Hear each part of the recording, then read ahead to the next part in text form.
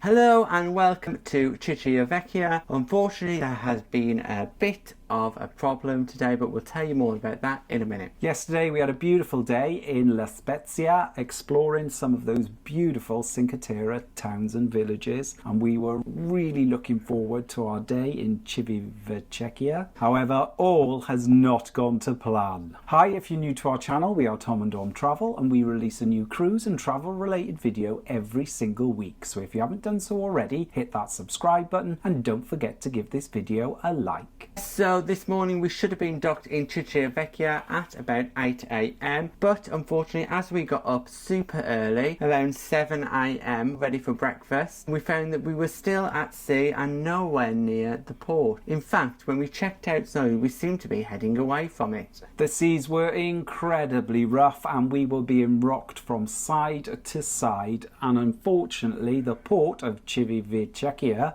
was closed. Civitavecchia had been closed by the port authorities there, and the captain made an announcement to say that we would be waiting out at sea until the port opened again. He would make an update once an hour on the hour to let us know what the progress was. So while we were waiting, we headed straight down to breakfast, and again, really pleasant experience in our elite and club restaurant. So for breakfast today, we actually ordered ourselves a couple of lattes. Luckily our waiter has been super helpful and sorted us out with some lattes, which we didn't know we could get before, because on the menu it's actually only listed as cappuccinos, but we did ask if there was a possibility of getting a latte and that was sorted out, no problem at all. So for breakfast I had Rice Krispies with cold milk, followed by pancakes with bacon and syrup. The pancakes are absolutely beautiful, cooked to perfection, American style pancakes. It was much nicer than the bacon I had in the buffet on the first day. I went for some Cocoa Pops, or some chocolate crispy rice as they call it on board, and I also had a ham and cheese omelette, which again was delicious and huge. In addition to our breakfast, we also had some freshly squeezed orange juice, and you can definitely tell the difference between that juice and the one that you get in the buffet. It was beautiful. Being British, we do not hang about much at breakfast, so breakfast probably took us about 20 minutes really in total, and before we knew it, we were heading out to have a little look around the ship while we were killing time waiting for us to get into port. As the captain did mention that they would be making hourly updates, true to form, they were every single hour in every single language, and they did go on for quite a while. So yeah, the first announcement came and we thought, oh no problem, we've got plenty of time before we get our train, so not to worry, we'll hang on. So we went and had a little explore of the ship, sat outside on one of the open decks, grabbed ourselves a drink and thought, oh, we'll wait here. So prior to boarding the cruise, like we did with our Cinque Terre tickets, we pre-booked our train tickets from Civitavecchia into Rome in advance of this cruise a couple of weeks ago. So our train tickets were already booked. Unfortunately, they were at 5 to 9 in the morning, and 9 o'clock we were still sailing out at sea. So the wind was really strong. We went out on deck and you could tell that it was strong, but on one side of the ship the wind was strong, on the other side of the ship the sun was out and it was quite nice. Yeah, sheltered around the corners where the wind couldn't get you, it was beautiful, and the sun was so hot and warm. The ship was full of passengers waiting to disembark, which is why the port could not be cancelled fully, it just had to be delayed. We had to stay in the port area and wait to get back into port because there were passengers sat on decks waiting to disembark, and I'm sure there were passengers in the terminal as well waiting to board. So it was just a waiting game for us. We sat outside in that lovely warm sun, grabbed ourselves a drink and waited it out. In addition to us not being able to dock, there was also an AIDA German cruise ship that was following us around just outside the port area, just waiting for the all clear. So we had a little bit of an explore, and even though the sun was out, it was very windy. We made our way to the front of the ship, and what we did notice was that actually at the front there are 3 tiered sections with some sun loungers. You can go up the steps. It was too windy to do that today, but it is an option if you are sailing in sunnier climates. Yes, that area of the ship would be perfect for scenic cruising, be a great place to get those spectacular photographs, and also, as Dom said, perfect place to sunbathe with spectacular spectacular views. By now it was around about 10 o'clock and most of the main dining room breakfasts were still open. Now we took the opportunity to go into the Florentino main dining room because our experience is slightly different, and we were surprised that it was a buffet style layout really. Yes, it's really surprising. If you've been allocated the Florentino restaurant, then what you'll find is part of your breakfast you can order and part of it is buffet style. They reorganised the restaurant to what it is set up for lunch and dinner and make the centre area of the restaurant available for grab and go type items. They turn the tables and chairs that you would normally sit at into buffet collection points, and they hide those chairs that would normally be around the table underneath the tablecloth. We then took the opportunity to again keep exploring. We had another announcement saying that the port was still closed. Like everybody else, we were just biding our time until we could dock. We made our way right up to the top of the ship where the funnel was and took some photos there. There's also a really big castle and play area with pirate ship. The Sisters on the Seas were with us, so we had a little bit of an explore. Once again, we ended up sitting on the prom deck where we grabbed ourselves a couple more lattes from the bar. So we made most of the time in the sunny weather, sat on the prom deck. We then made our way into the ship and noticed that the Costa Diadema cast were in rehearsals for their evening production show that would be on in the main theatre later. On other ships that we've been at, we've noticed that the rehearsal time is closed and you can't go in and watch it, but here on Costa Diadema you can actually go in, sit and watch the rehearsals. It's a great experience to watch how much effort the cast put into preparing for each show. Also gave us a chance to try out some of the different seating positions to find out where in the theatre you could get the best view. Yeah, because as we previously mentioned, the theatre is split over 3 levels, and then the upper seating is a little bit strange because they've got very high backs. While we were in the theatre, we did get an announcement from the captain saying that we were going to be docking and we'd be able to get off at 1:30. Yeah, where are we going to? Civitavecchia.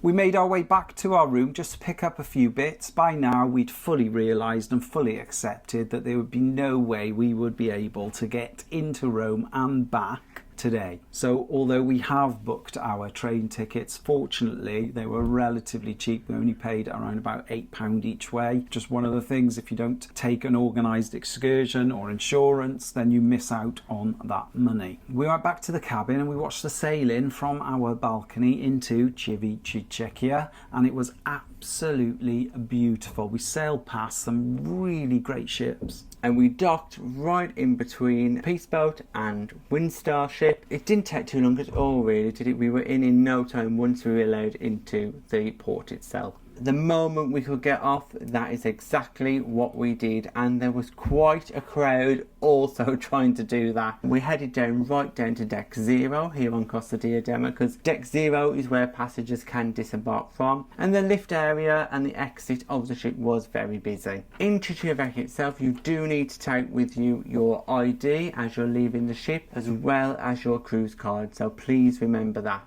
Even though there were massive queues to get off Diadema when we arrived, we managed to get off and through the port very, very quickly. Unfortunately, where we docked was quite a distance, but the port does offer a free shuttle bus. But as you can imagine, because so many people were trying to get off at the same time, those buses were completely overwhelmed and the queues were huge. So we decided, let's walk. We got Google Maps up just to see how far it was, and it did say a 30-minute walk. By now the weather was absolutely beautiful. The sun was out and it was so warm. It was really nice. So we set off and had a walk into Civitavecchia itself, and it actually only took us about 20 minutes, much quicker than we thought it was going to. And once you exit the port, you are basically in the main seafront area of Civitavecchia, not far from that famous statue. The coast area had a beach, there were loads of people, lots of little shops and stalls all lining the streets, a really nice summery atmosphere. Well, we had a walk around the seafront area and came across that famous couple statue where a sailor and a nurse are kissing. Lots of people there wanted to take a photo of it, but it is not far at all from the entrance to the port, so it's easily done. From there we had a little walk along the seafront looking for a bite to eat. After about 15-20 minutes wandering around, we came across a pizza restaurant. The first option we chose was actually just closing. It seems to be at that particular time in Italy most of the restaurants are closing. So it was around about 2:45, so it was a little bit late. However, we found this beautiful little restaurant. They sat us inside and it was nice and cool. We ordered another bottle of a local Pinot Noir, which was delicious. The sisters on the seas were with us, so we shared it with them. They both ordered a calzone that did look delicious, and I did try a bit and it was fantastic. And myself and Tom ordered a pizza to share. Yeah, we are being very good with our ordering, aren't we? Because we just keep eating. And so much bread. And we knew that we were going to be having another 4-course meal this evening. So after a really great dining experience, we decided to make our way back towards Diadema. We walked past the military fort, which looked amazing. I did think, oh, perhaps it's a museum or something, but as we approached the gate, it did say no entry, but it'd be amazing to go inside and have a look, but unfortunately not. We then started to walk back towards the port, and we did see that there was a bus stop. However, when we stood there and waited for about a couple of minutes, we thought we might as well just walk it. We just retraced the walk that we did initially and made our way back onto Diadema. We think it was really, really walkable. It didn't take us too long at all. Once again, about 20 minutes to get back to the ship. When we arrived in the port terminal, it's quite important to know, as we previously mentioned, over the tannoy system, they were quite strict, saying when you leave Diadema, bring photo ID and your cruise card. On other cruises we've done, they've also asked for the same information, but today was the first time that the port actually checked our photo ID and our cruise card together. First time it has ever happened to us on any cruise where they've actually asked us for that ID. We were through security in no time and back on the ship. Once we got back on Diadema, what we did notice was there were now Halloween decorations everywhere. Yes, which is really exciting because tonight's theme is supposed to be White Night, but it seems to be White Night combined with Halloween. As it was about 5 o'clock now, we headed back to the room just to get ourselves ready and rested for this evening. Now in the cabin we got ready, we put our best white clothes on and headed down for White Night. So we headed down to our restaurant, the Elite and Club restaurant, and we were seated at our regular table straight away. To start with, we both went for the same thing tonight, and it's the third time in a row for me. It's that minestrone soup. It was my first time and it was absolutely delicious, full of vegetables, completely different to any minestrone soup I've ever had. There's no pasta in it and it's green, not red. No, it's really, really tasty though. Then for my first course, I went for the meatballs. Now these meatballs aren't just meatballs. They have meat and veg packed in them. They were super tasty. I would definitely have them again. Yeah, they were resting on a little bit of tomato, cooked tomato puree. It was beautiful, really, really tasty because I had to have a taste. I went for the baked au gratin dumplings and they were delicious. A cheese lover's dream. Beautiful. So much cheese. Inside the dumplings was cheese. It was covered in cheese sauce. Really, really tasty. Then for my main course, I went for the veal rack, and this was probably the biggest meal we've had so far. There were 2 huge portions of veal. Absolutely fantastic. And there was a little bit of cheese oozing out of the middle of the veal. It was so nice. And for my main, I didn't particularly fancy any of the meat options, so I tried the vegetarian savoury cheese pie. I know, more cheese, but it was delicious. Bits of phyllo pastry mixed in, lovely. I could have eaten much more of it. And then finally for dessert, because it was Halloween, I had to go for the pumpkin pie, and that top layer of the pumpkin pie was so light and fluffy. It really was just beautiful. And for my dessert, I went for the Sicilian canola. It was incredible. I was blown away. I've had them before in the past and I've not enjoyed them very much because I find the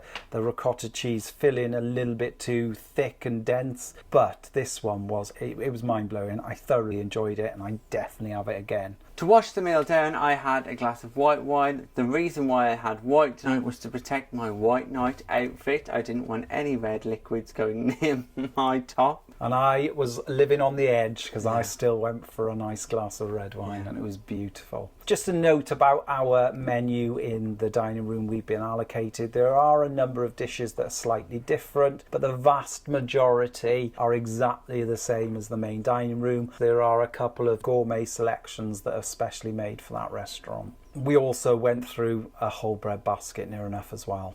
That fantastic bread basket was put on our table, containing all the usuals, that focaccia, those bread rolls, those breadsticks. It is such good bread. The temptation is too great. It was a little bit early to head to any of the entertainment yet, so we had a little walk on the outside decks and found ourselves in the Sunset Bar. The Sunset Bar is located at the aft of deck 5, and it is a beautiful location for looking at those wake views. We ordered ourselves a couple of gin and tonics and sat there and enjoyed the evening. Yeah, at this point the Sisters on the Seas came and met us and we were ready to start our white night.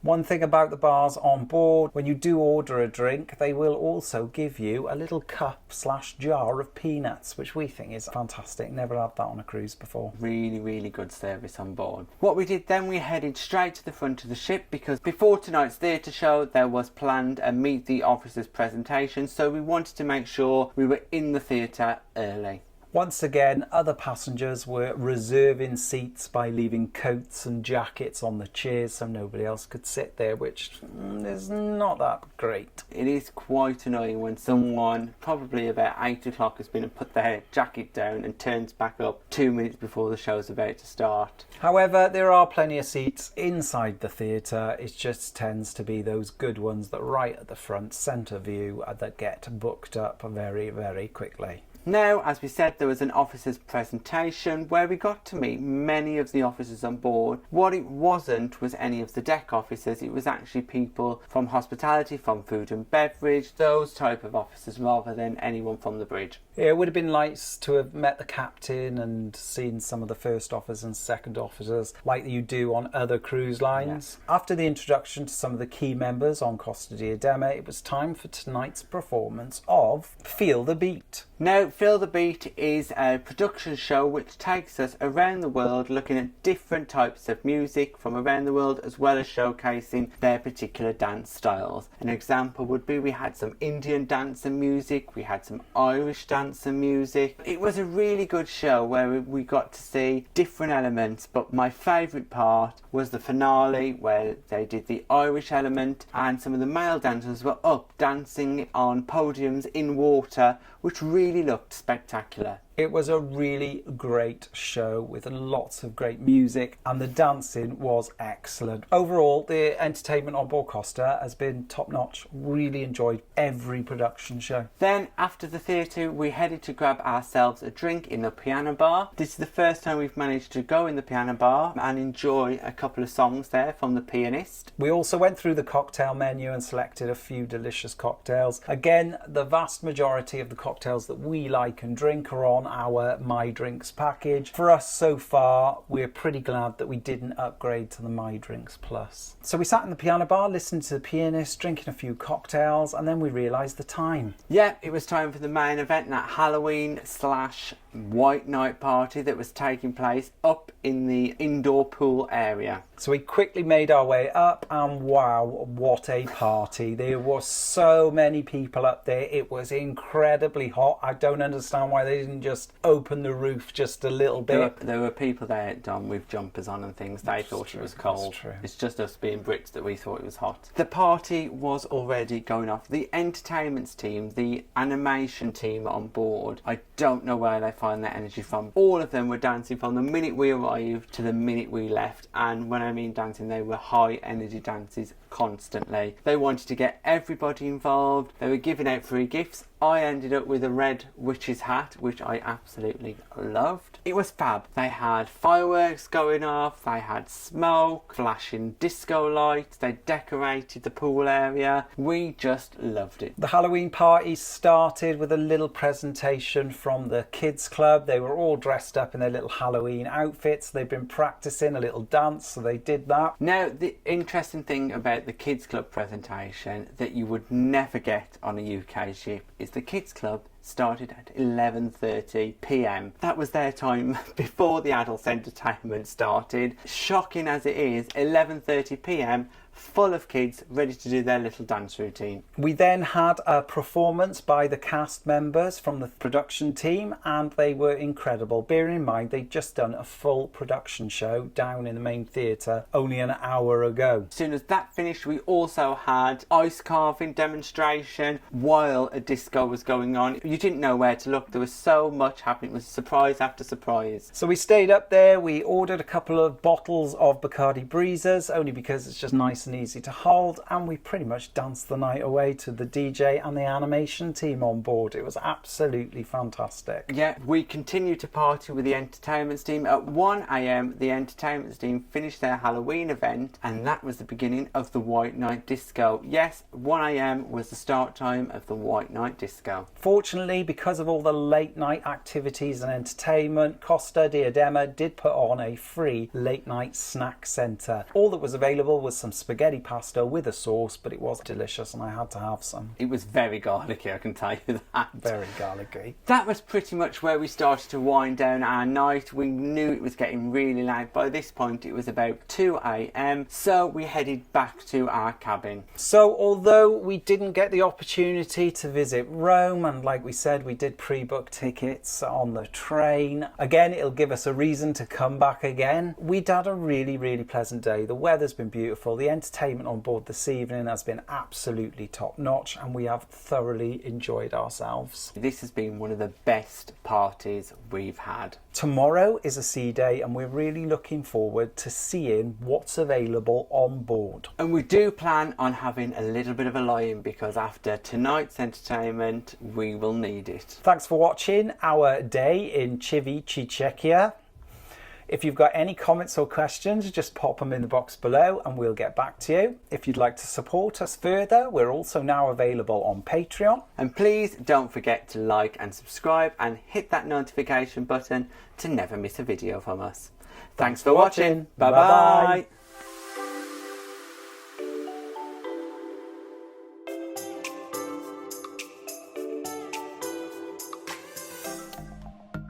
Thanks for watching. We've got lots more content available on our YouTube channel, so press that subscribe button. If you're interested in receiving daily updates, we're available on most social media platforms. Just search for Tom and Dom Travel.